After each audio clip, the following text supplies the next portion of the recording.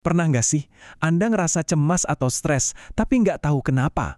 Nah, ternyata jawabannya itu mungkin ada di piring makan Anda. Yuk kita kupas tuntas hubungan mengejutkan antara makanan sehari-hari dengan kondisi mental kita, dan gimana caranya kita bisa dapat pikiran yang lebih jernih. Oke, kita mulai dari sini ya. Di dunia yang serba cepat ini, cemas itu udah kayak makanan sehari-hari, ya nggak sih? Kita seringnya nyalahin kerjaan, deadline, atau hidup yang ribet. Tapi gimana kalau pemicu utamanya itu sebetulnya jauh lebih sederhana dan tersembunyi di kebiasaan kita?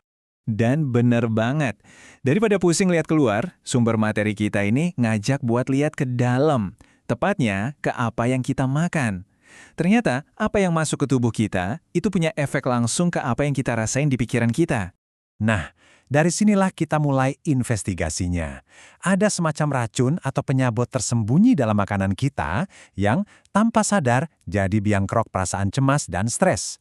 Yuk, kita kenalan sama pelakunya.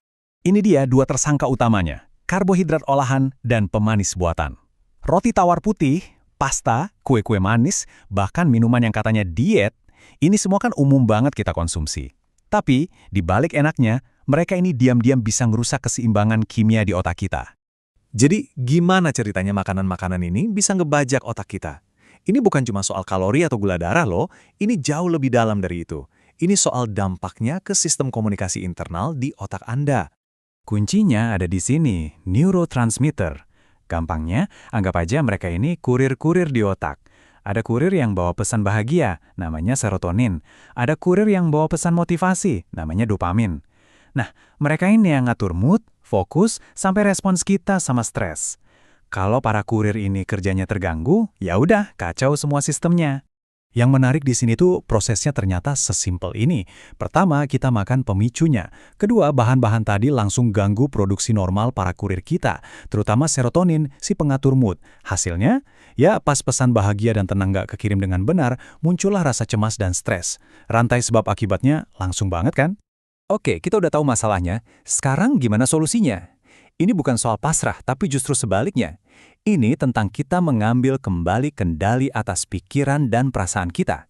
Caranya? Dengan langkah sederhana yang disebut detoks otak. Nah, ini dia intinya. Sebuah kutipan yang kuat banget dari sumber kita.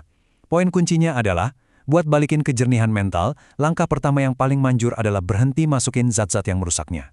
Kedengarannya simpel, tapi efeknya luar biasa. Dan yang perlu diingat, ini bukan diet ketat yang ribet. Anda nggak perlu pusing-pusing hitung kalori atau nimbang makanan. Ini cuma soal eliminasi.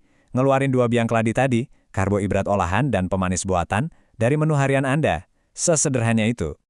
Sekarang, coba kita bayangin hasilnya. Dengan ngebuang pemicu stres ini dari makanan, apa sih yang sebetulnya kita dapetin?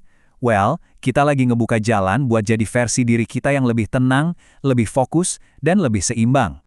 Dan slide ini ngerangkum hasilnya dengan sempurna. Coba deh, cuma dengan ngilangin dua jenis makanan, Anda bisa dapat ini. Kecemasan berkurang, stres menurun drastis, pikiran jadi lebih jernih, dan mood jauh lebih stabil.